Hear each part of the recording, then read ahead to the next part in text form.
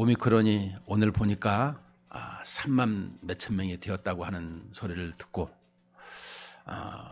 많은 사람들은 착잡한 마음도 있습니다. 제가 시차를 또 이렇게 방문해서 이렇게 해야 할 일이 좀 있는데, 물론 시차를 방문하면 설교하러 가죠. 그런데 코로나로 인해서 교회들마다 좀 이렇게 많이 발생이 되는가 봐요. 그런데 이 또 한 가지를 보게 되면 3만 명이 넘었다고 하지만 중증은 200명 밑으로 떨어진 것을 보게 됩니다. 또 한 가지는 이렇게 보면 유럽에서는 이 부분을 이제 감기로 취급해서 이 부분을 마스크를 벗고 다닌다라고 하고 있습니다. 우리나라도 이 부분에서 위드 코로나, 다시금 이 오미크론에 대해서 마스크를 벗겠다라고 하고 있습니다. 희소식이 하나 있더라면 이 제약회사에서 이 코로나 치료제가 나왔다고 합니다. 지금 포털에서 보니까 이 병원에 약 4만 4천 명인가요? 이거를 투약을 한다라고 지금 하고 있습니다. 그래서 이 코로나 오미크론에 대해서는 우리가 14일이었지만 지금은 7일로 이제 있다가 나오는 것이거든요. 그래서 크게 염려하지는 않을 것 같다, 이런 생각이 듭니다. 그러나 이 부분에도 주의를 해야 되겠죠. 우리는 이미 이 부분에 대해서 걸리지 않고 이제 다 백신도 맞았으니까 이게 지나갔으면 좋겠다라는 생각이 듭니다. 오늘 이 시편 1편은 우리 복 있는 사람, 행복한 사람, 행복이란 무엇인지를 일깨워주는 시라라고 하고 있습니다. 물론 이 시에 대해서 우리는 많이 읽고 암송하고 또 들었습니다.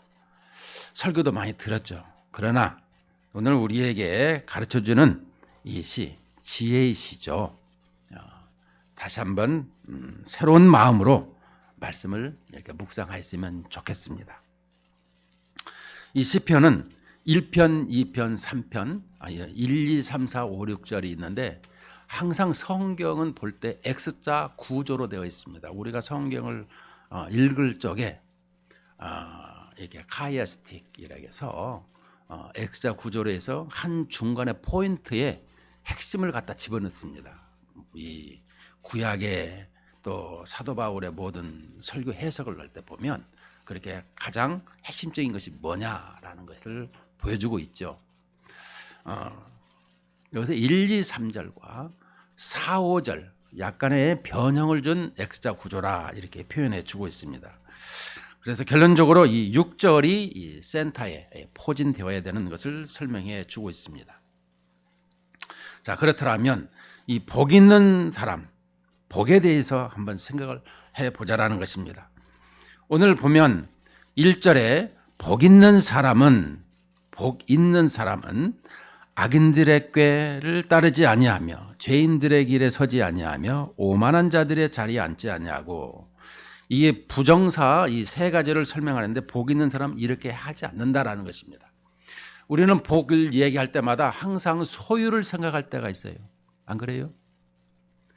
나에게 이런 자동차도 또 집도 많은 돈도 나에게 가지고 있으면 이게 복인 줄 알아요.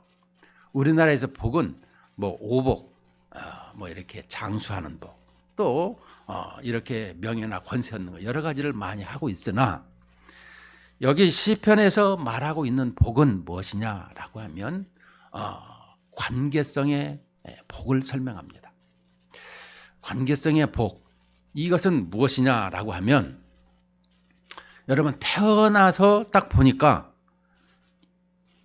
삼성그룹에 또 LG그룹에 속해 있는 자녀였다라고 생각해 보십시오. 금수저를 물고 나온다라는 것입니다. 우리가 이처럼 이 복이라는 것은 전능하신 하나님을 아버지로 모시고 태어났다라는 것이 복이라는 거예요. 이 복을 우리에게 설명해 주고자 하는 거예요. 하나님을 아버지로 모시는 사람과 하나님을 아버지로 모시지 않는 사람, 이 두 사람을 비교 대조하여서 어떻게 살고 어떻게 심판받고 결과는 어떻게 되는가, 그러므로 우리는 어떠한 모습을 취해야 되는가, 이것이 시편 1편에 나아가서 이 150편까지의 전체적인 구조로 이 길을 열고 있는 것입니다. 우리 인생에는 두 가지 길, 두 가지 진영이 있더라는 것이에요. 하나님께 속한 진영, 그렇지 않는 진영. 하나님의 말씀, 우리는 이 세상의 학문과 지식과 경험을 가지고 살아가요. 그러나 우리 인간만큼은 영혼을 가진 사람이라는 거예요.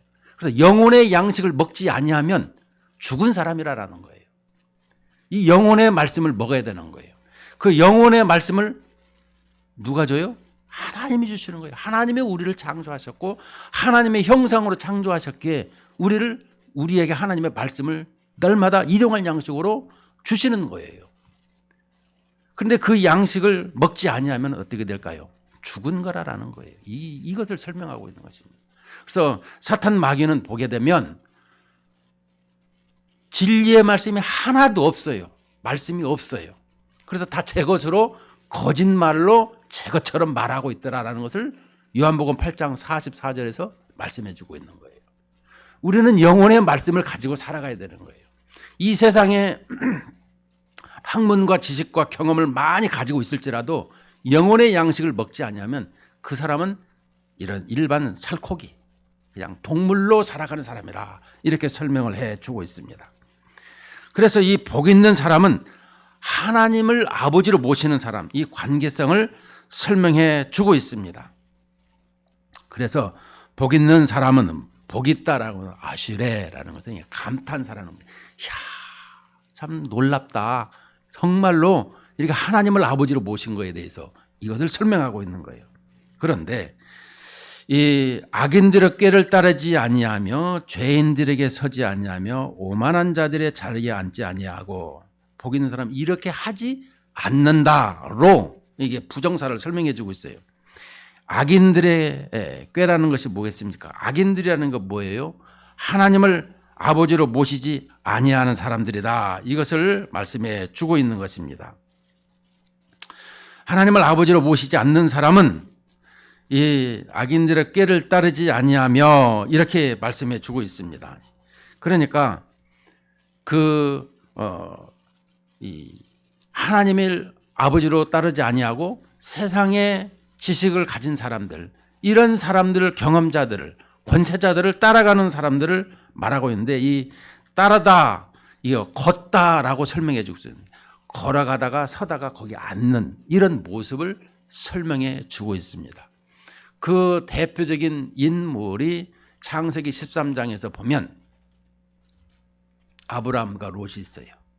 아브라함의 양떼와 롯의 양떼, 조카지만 서로가 많아가지고 이 쿼터에서 살 수가 없으니 동이나 서 선택을 해라. 그러면 나는 그 다음에 선택을 하겠다. 이 아브라함이 조카에게 먼저 이렇게 선택권을 줍니다.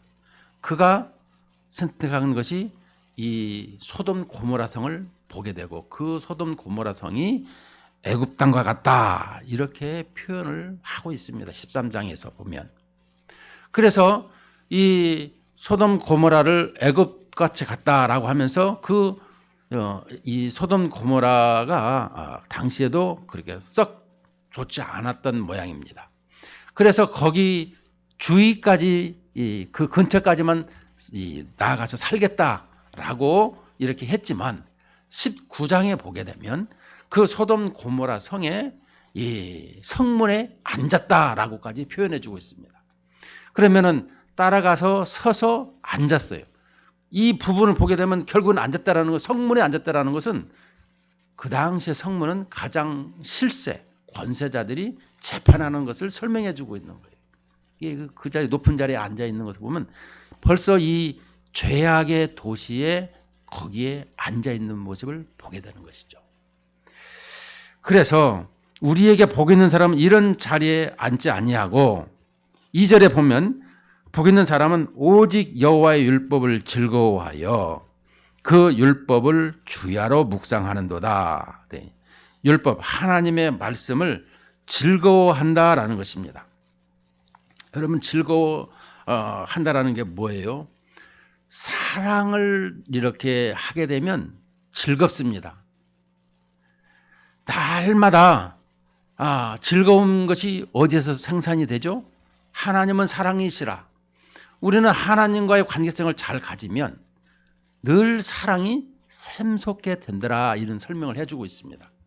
우리는 그냥 하나님 사랑보다도 이 사춘기 때 지나서 어쩌다가 마주 보니까 어쩐지 나는 좋아하고 이렇게 애정의 사랑이 꼽혀서 이런 사랑을 설명하고 있다 보면 둘이서 만날 적마다 무엇입니까? 아주 시시콜콜한 얘기를 다 합니다.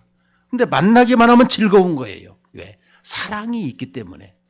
이처럼 하나님과 우리와의 관계성이 늘상 즐거워하는 것은 이 사랑으로 말미암아 이루어진다라는 거예요.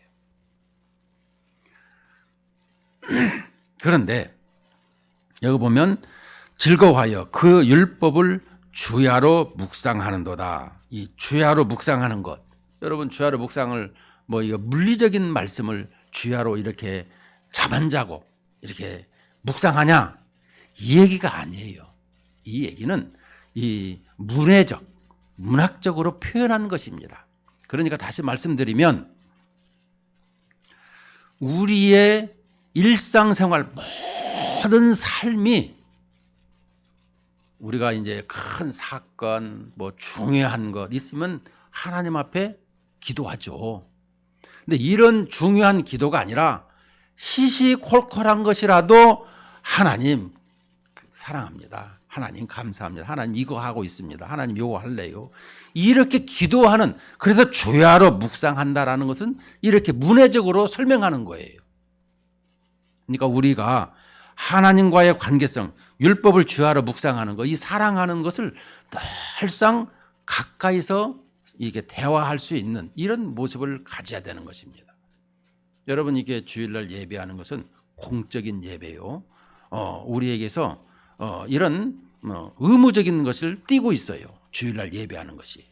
그러나 이 다른 날은 그렇지 않는 것을 보게 되죠. 실은 우리의 모든 시간과 날이 다 하나님 앞에 드려지는 것인데도 불구하고 이날만큼은 특별히 하라고 해서 이렇게 하는 것 아니겠습니까? 자, 그렇더라면 이날만 예배 드리는 것이 아니라 눈 뜨면 예배하고 눈 감아도 이런 모습 기도하고 늘상 이렇게 주님과의 관계성을 가지는 이러한 모습을 여호와를 율법을 즐거워할 뿐만 아니라 주야로 묵상한다. 이것을 설명해 주고 있는 것입니다.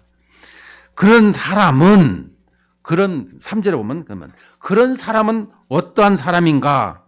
그러한 사람은 시냇가에 심은 나무가 철을 따라 열매를 맺으며 그 잎사귀가 마르지 아니함 같으니 그가 하는 모든 일이 다 형통하리로다. 이렇게 설명해 주고 있습니다. 그러니까 여기서 보게 되면 시냇가에 심은 나무라는 것이 뭐예요? 그냥 이렇게 시냇가에 저절로 심은 나무라는 설명입니까? 이게 아니에요. 이 말씀이 아니라 우리를 시냇가에 심었다라고 설명해 주고 있는 거예요. 시편 80편 8절에 보면 주께서 한 포도나무를 애굽에서 가져다가 민족들을 쫓아내시고 그것을 심으셨나이다. 주께서 한 포도나무를 애굽에서 가져다가 민족들을 쫓아내시고 그것을 심으셨나이다. 시편 80편 8절에 보면 이렇게 나와 있는데 이것은 뭐예요? 하나님께서 이스라엘 백성들을 이렇게 애굽에서 건져내서 홍해바다를 건너서 광야를 건너서 가나안 땅에다가 심었다. 이렇게 설명하고 있는 거예요. 그러니까 우리들도 이렇게 죽을 수밖에 없는 죽었던 우리들을 에베소 1장에 보면 죽었던 우리들을 건져내서 예수님 앞에 심기워진, 그래도 예수님은 포도나무요 우리는 가지라 이렇게 설명하고 있는 거거든요. 그러니까 우리에게 있어서 이 심기워진 나무, 우리는 주님 앞에 심기워진 나무를 설명하고 있는데 이것을 여기서 볼 때에 시냇가에 심은 나무, 우리는 1차적으로 시냇가에 시냇가에다가 이렇게 이 도랑을 만들고 거기다 나무를 심고 물을 항상 보내준다라는 거예요. 누가? 하나님께서. 이것을 설명해 주고 있는 거예요. 그러니까 우리가 예수님 앞에 심기워진 나무는 붙어 있기만 하면은 요한복음 15장에 보듯이 포도 열매가 저절로 맺히게 돼 있어요. 이것을 우리에게 설명해 주고 있는 것입니다. 나무가 철을 따라 열매를 맺으며, 이 시냇가에 심기워진 나무, 우리에게 있어서 이 철을 따라 열매를 맺으며, 그래서 시편 23편 1절에 보면 여호와는 나의 목자시니 내게 부족함이 없으리로다, 이렇게 시편 기자가 또 고백하잖아요. 주님 앞에 심기어진 나무는 철을 따라 열매를 맺을 뿐만 아니라 나에게 이 부족함이 없더라, 이것을 설명해 주고 있는 것입니다.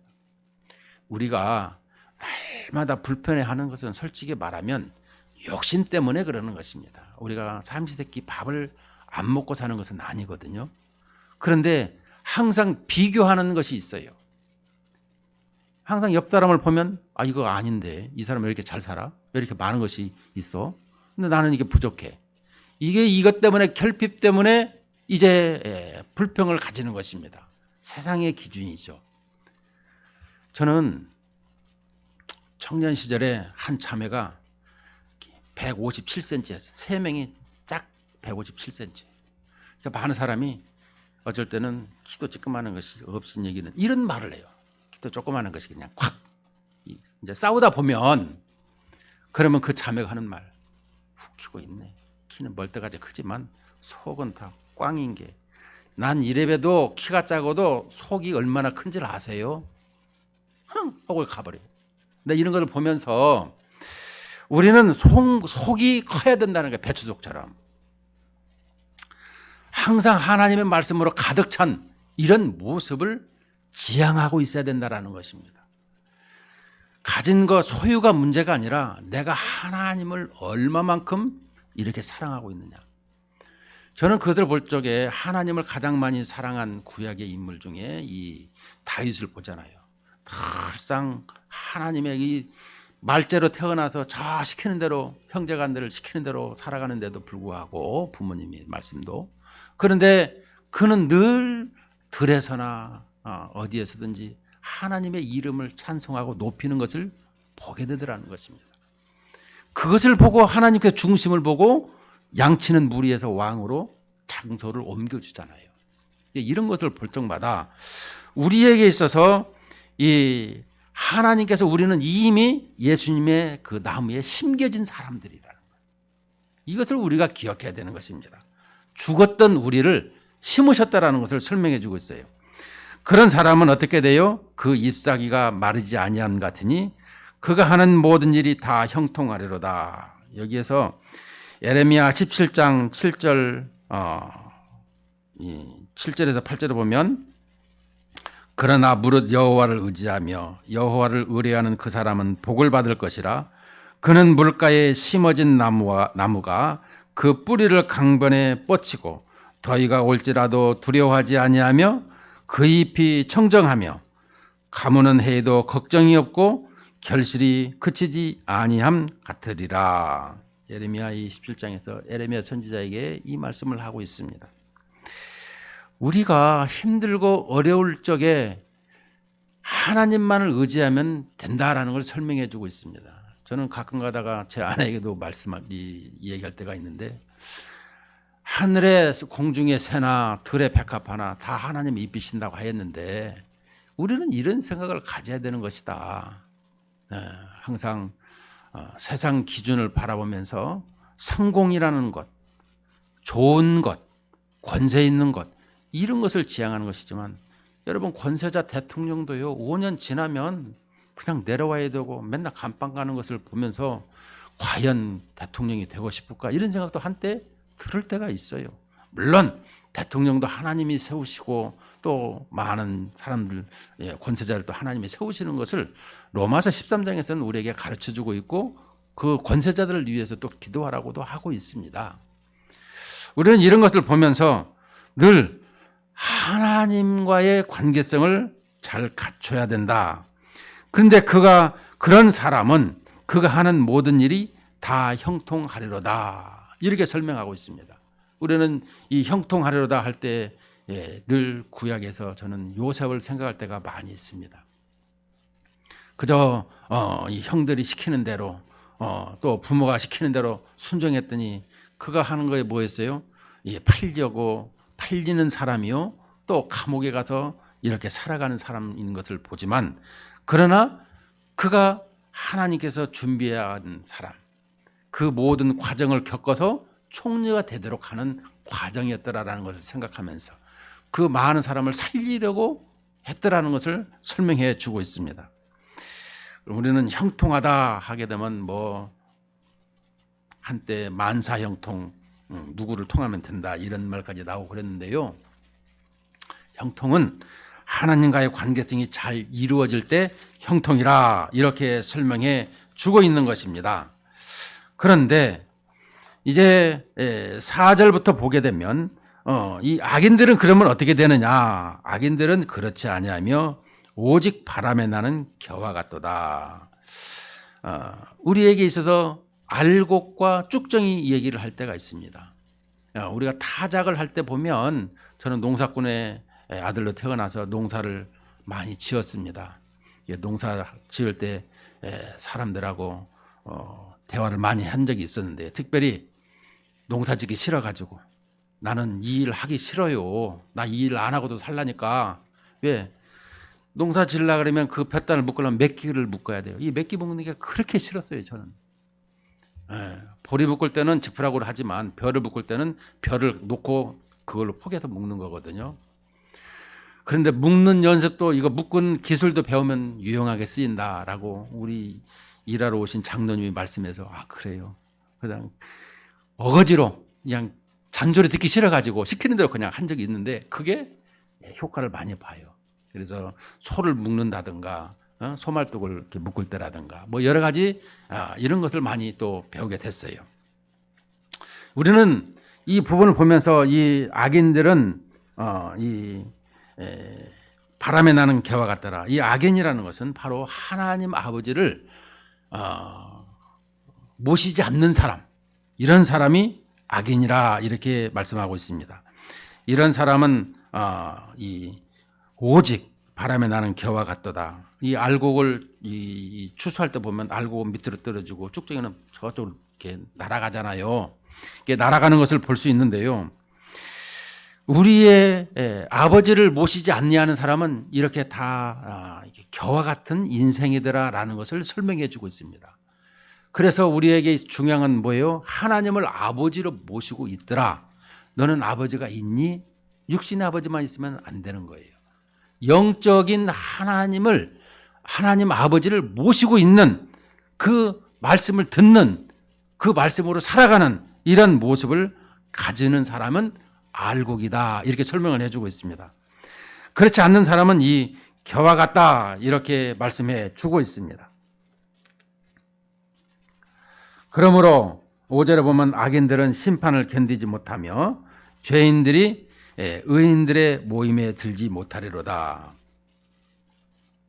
우리 인생을 항상 이 악인은 바람에 나는 겨, 이 타작마당의 심판을 항상 가지고 있는 것을 봅니다. 결국은 뭐겠습니까? 이 나무는 뿌리가 이렇게 있죠. 그런데 이 악인들은 뿌리가 없더라는 것을 설명해 주고 있습니다. 그러므로 이 악인들은 심판을 견디지 못하고 또 죄인들이 의인들의 모임에 들지 못하리로다. 항상 이 말씀은 하나님은 의인들의 길을 잘 지켜보시고 인도하고 계시더라는 것입니다. 그런데 악인들은 이 부분을 항상 보지를 않고 있어요. 우리는 늘 생각을 합니다.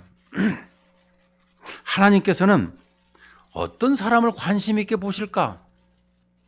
하나님의 자녀들은, 하나님을 진정으로 믿는 사람들, 하나님을 늘상 찾는 사람들은 하나님께서 그들을 늘 찾으시고 그들에게 은혜를 주시고 복을 주십니다. 그런데 우리가 그 하나님을 가까이 하기보다 이 시냇물에서 목마른 사슴이 이렇게 물을 찾듯이 이게 찾는 것보다 내가 가지고 있는 것으로 그냥 살아가려고 하는 것이 너무나 많이 있더라는 것입니다.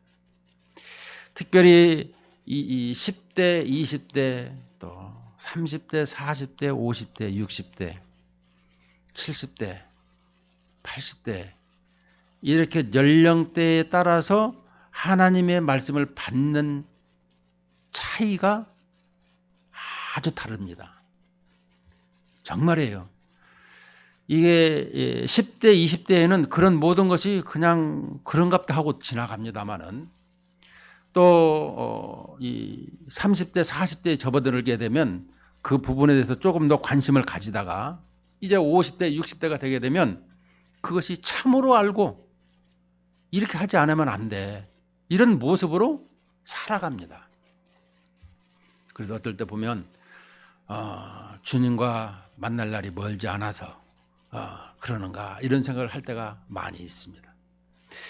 우리는 언제나 내일 일을 모르는 사람들입니다.